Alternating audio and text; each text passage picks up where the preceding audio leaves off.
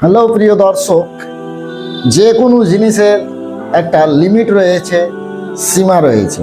সেই সীমা পর্যন্তই তার ক্ষমতা থাকে, সে পৌঁছাতে পারে। যেমন সূর্যের আলো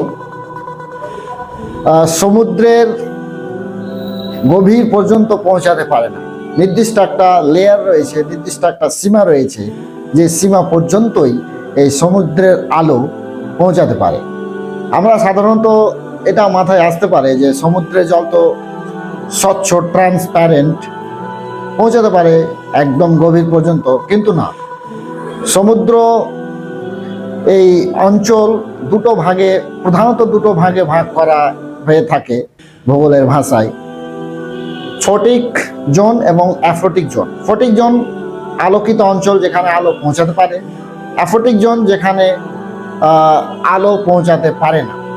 সাধারণত সমুদ্র পৃষ্ঠ থেকে 200 মিটার গভীরতা পর্যন্ত বা গভীর পর্যন্ত সূর্যের আলো পৌঁছাতে সক্ষম হয়। এই স্তরটাকে এই অঞ্চলটাকে যেটুকু আলো পৌঁছাতে পারে, এই অঞ্চলটাকে ফটিক জোন অর্থাৎ আলোকিত অঞ্চল, এখানে আলো পৌঁছাতে পারে।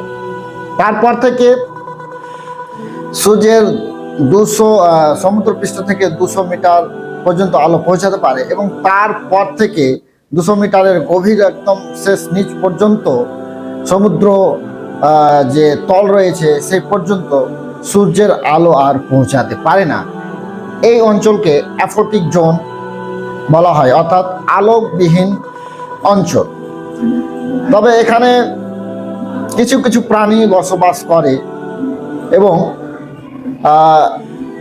ফটিক জোন থেকে বেঁচে থাকা যে খাবার, সেই খাবারগুলো যখন নিচ স্তরে পৌঁছায় তখন তারা খেয়ে বেঁচে থাকে।